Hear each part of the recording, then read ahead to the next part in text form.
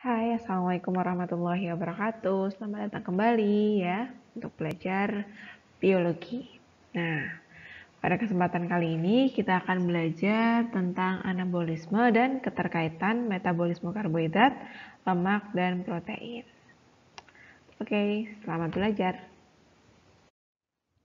Nah, pengertian dari anabolisme itu sendiri adalah penyusunan senyawa kompleks dari senyawa-senyawa sederhana. Nah, biasanya proses ini terjadi pada saat fotosintesis. Seperti yang sudah kalian ketahui, fotosintesis itu dilakukan oleh makhluk hidup yang mempunyai klorofil ataupun karotenoid, yaitu kelompok dari pelantai atau tumbuh-tumbuhan ya. Nah, di sini perangkat fotosintesisnya atau zat yang dibutuhkan adalah bisa klorofil A, klorofil B, karotenoid, dan akseptor elektron. Nah, hasil dari fotosintesis ini berupa apa? Hasilnya adalah berupa gula sederhana atau glukosa. Dan reaksi kimianya biasanya berasal dari senyawa CO2 yang ada di udara, kemudian H2O yang berasal dari zat hara yang diambil oleh akar. Dengan bantuan cahaya matahari dan klorofil akan terbentuk glukosa ya, C6H12O6 serta oksigen gitu. Pada reaksi anabolisme, di sini ada dua tahap yang berlangsung, yaitu reaksi terang atau reaksi fotosintesis dan reaksi gelap atau reaksi siklus Kelvin-Benson. Nah,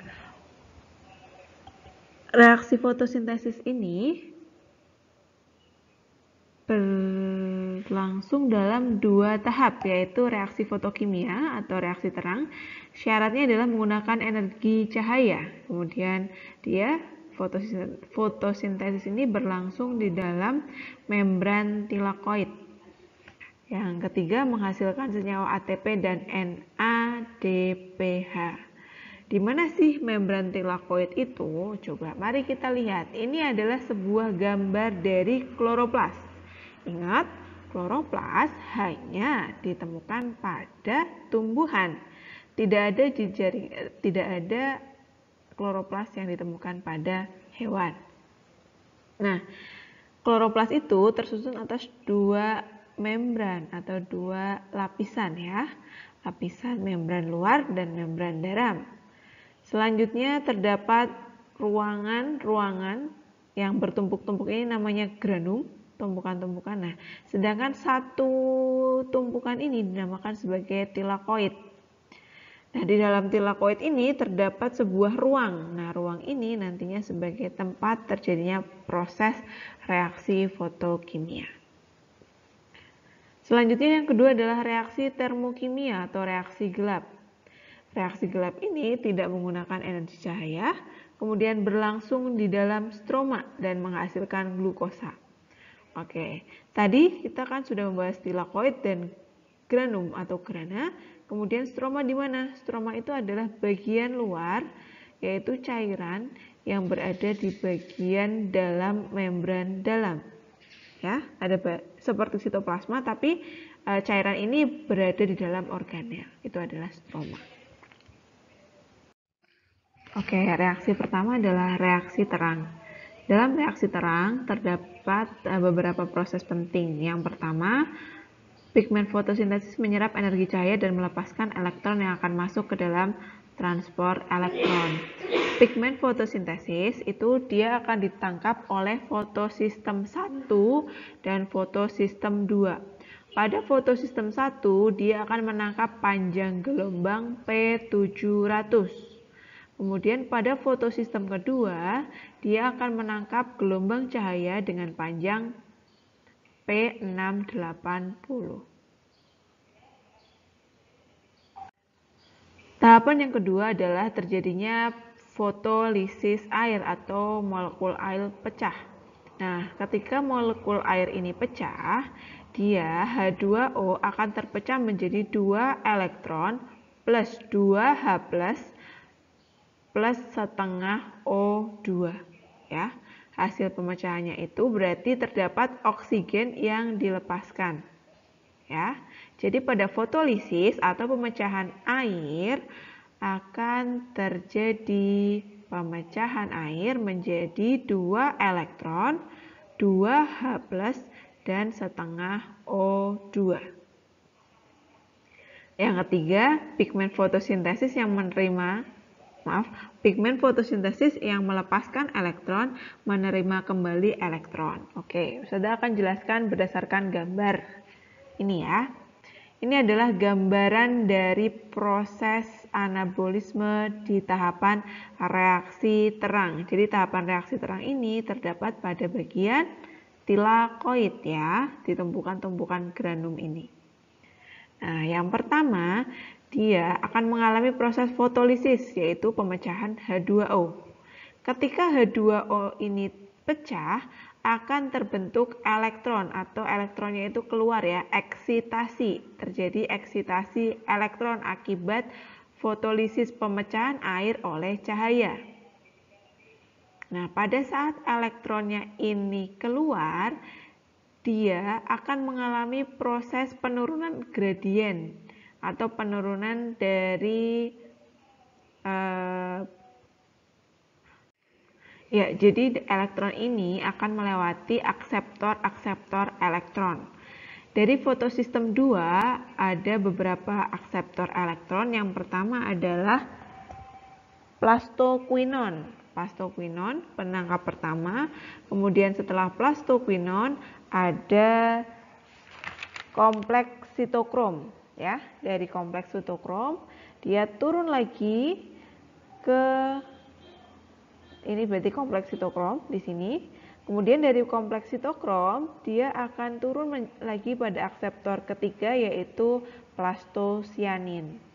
Nah, pada proses ini diperbesar ya, diperbesar menjadi bagian ini.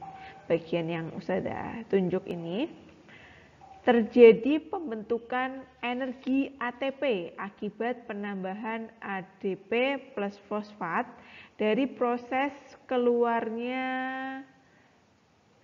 ion-ion yang ada di dalam ion H+ yang ada dalam tilakoid. Jadi ingat, proses penurunan elektron dari plastoquinon ke sitokrom kemudian ke plastosianin akan menyebabkan terbentuknya ATP atau energi. Berarti di sini ya dihasilkan energi atau ATP. Nah, selanjutnya dari plastosianin dia akan ditangkap pada fotosistem 1. Di fotosistem 1 juga mengalami proses eksitasi elektron. Proses eksitasi elektron ini nantinya akan membuat gradien ataupun akan ditangkap oleh akseptor elektron yaitu berupa ferredoksin. Ini ferredoksin.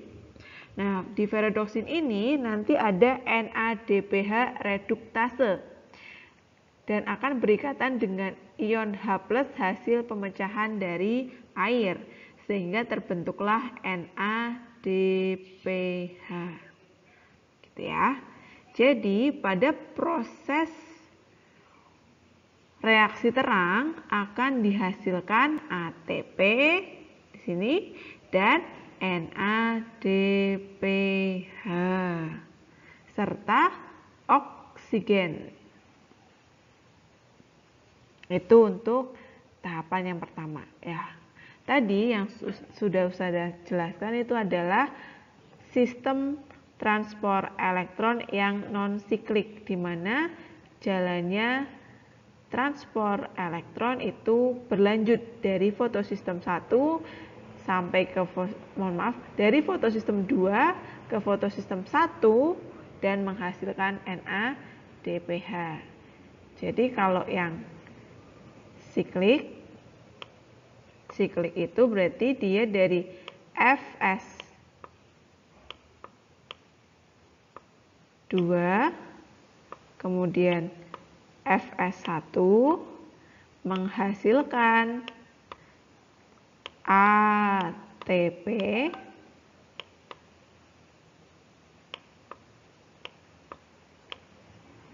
kemudian NADPH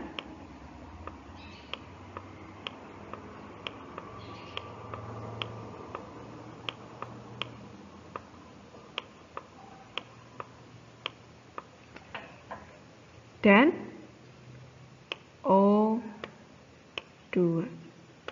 Itu untuk yang siklik. Nah, sekarang yang non siklik ya. Kalau non siklik gimana nih? Mari kita lihat. Kalau non siklik dia hanya akan menggunakan fotosistem 1. Fotosistem 1 saja. Nah, karena dia hanya menggunakan fotosistem 1, berarti sikliknya dia elektronnya itu dari ferredoksin, dia elektronnya akan turun ke bagian kompleks sitokrom. Dari kompleks sitokrom itu kan dia akan menghasilkan apa? ATP ya. Berarti di sini di non siklik dia akan menghasilkan ATP. Nah, dari ATP ini dia turun ke plastosianin, kemudian naik lagi ke ferredoksin dan selanjutnya seperti itu. Jadi pada saat non siklik hanya akan menghasilkan ATP, sedangkan pada saat fase siklik dia menghasilkan ATP, NADPH dan O2. Nah, ATP dan NADPH ini nantinya akan digunakan dalam proses reaksi gelap. Reaksi gelap ya.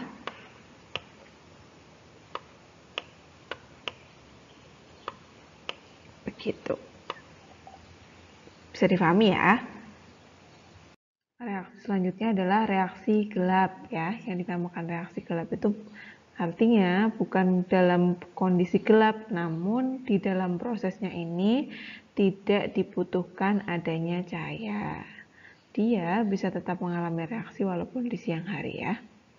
Oke, di sini reaksi gelap disebut juga sebagai siklus Kelvin-Benson karena pada saat proses penemuannya ditemukan oleh mereka berdua. Nah, di sini ada 3 tahapan. Yang pertama adalah tahapan fiksasi atau pengikatan karbon. Pengikatan karbon CO2. Kita tahu bahwasanya CO2 adalah suatu zat yang dibutuhkan dalam proses fotosintesis. Gunanya di sini pada saat terjadinya proses fiksasi atau pengikatan karbon oleh RuBP atau ribolusa bifosfat. Ya. Jadi 6-RuBP ini akan mengikat 6CO2. Ya.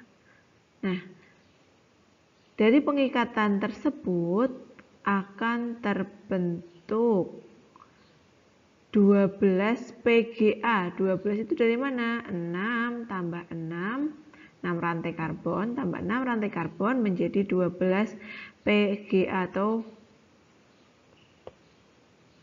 akan membentuk 3 fosfogliserat atau PGA ya.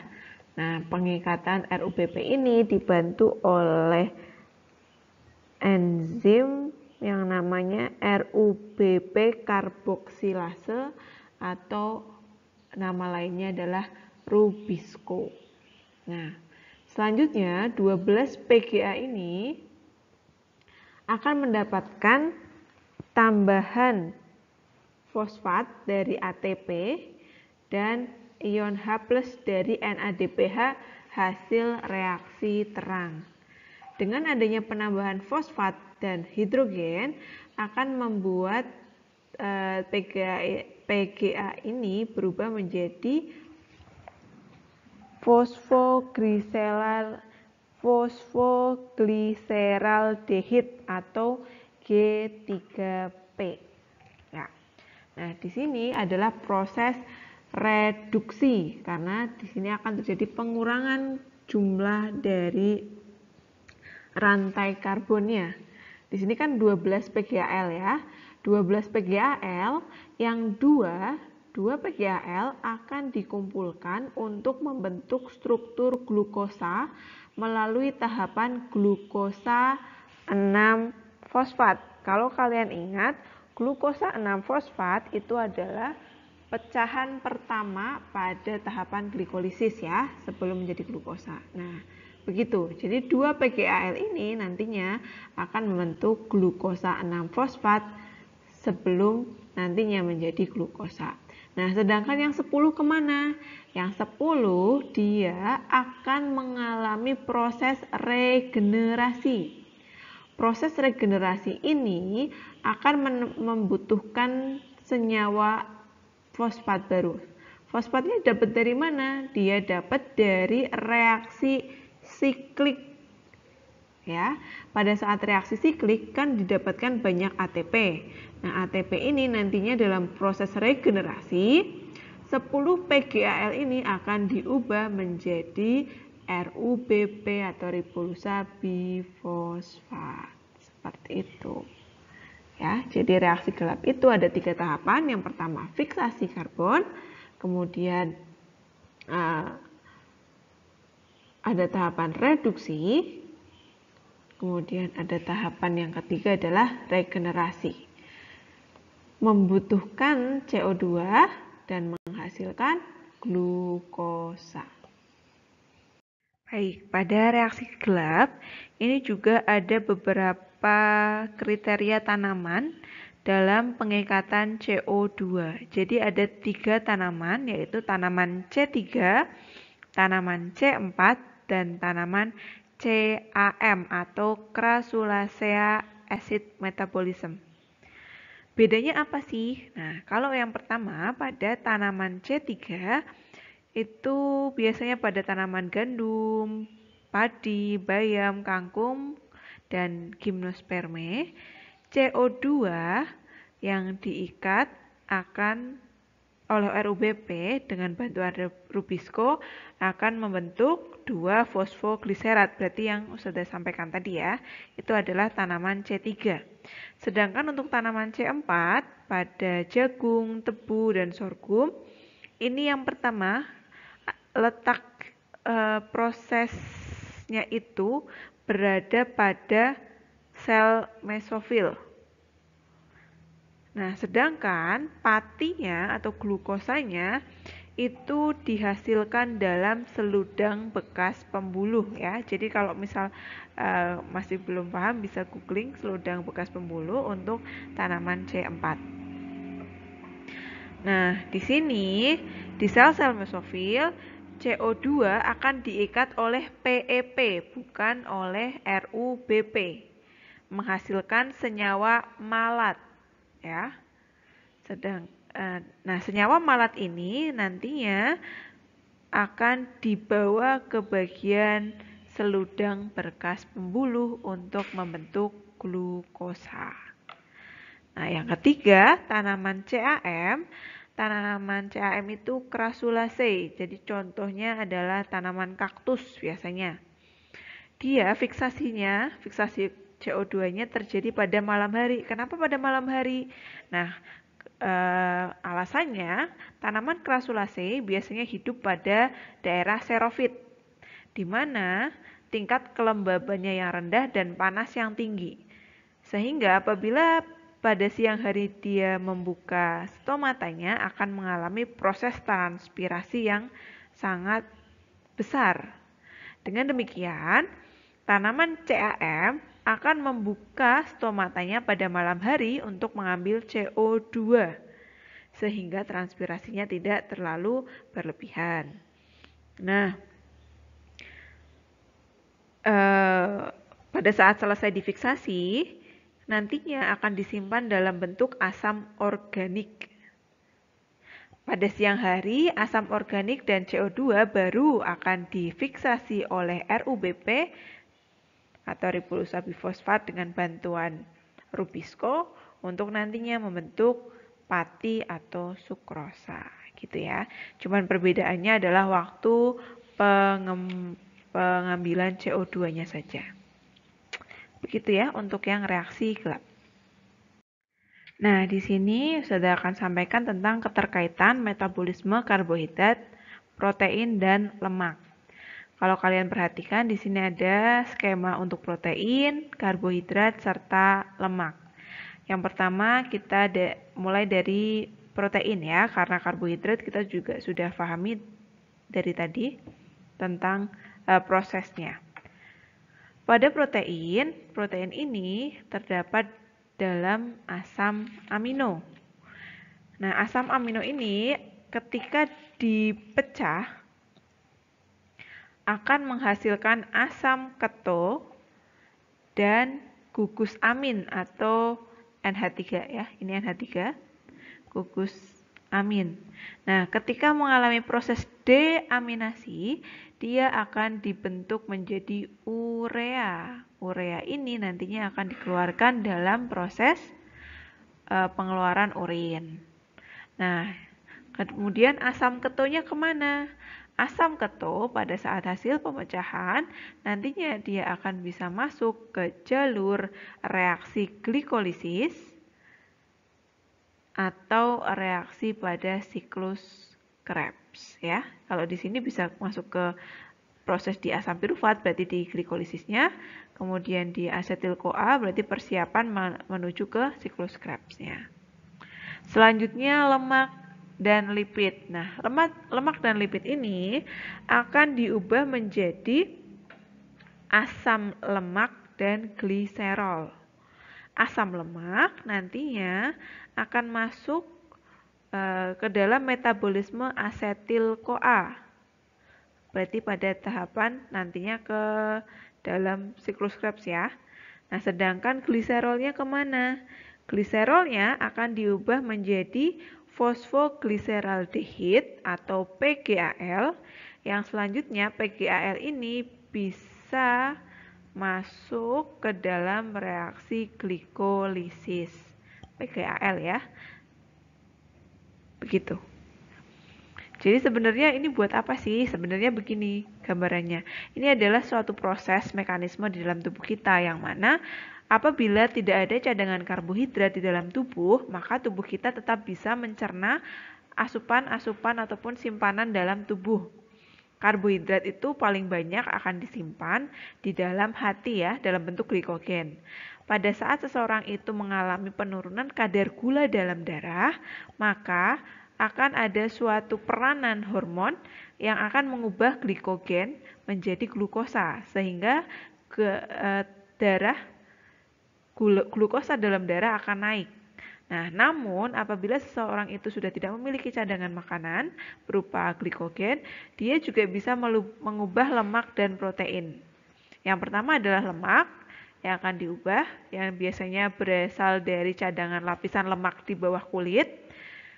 Selanjutnya apabila cadangan lemak dalam kulitnya sudah habis, dia akan memecah protein dalam sel-sel tubuh kita. Makanya untuk orang-orang yang punya keinginan untuk diet, untuk yang lebih kurus, biasanya akan mengulangi konsumsi karbohidrat agar terjadinya metabolisme atau penggunaan lemak dalam tubuhnya, seperti itu. Begitu ya, semoga bisa bermanfaat ilmunya. Cukupkan sekian.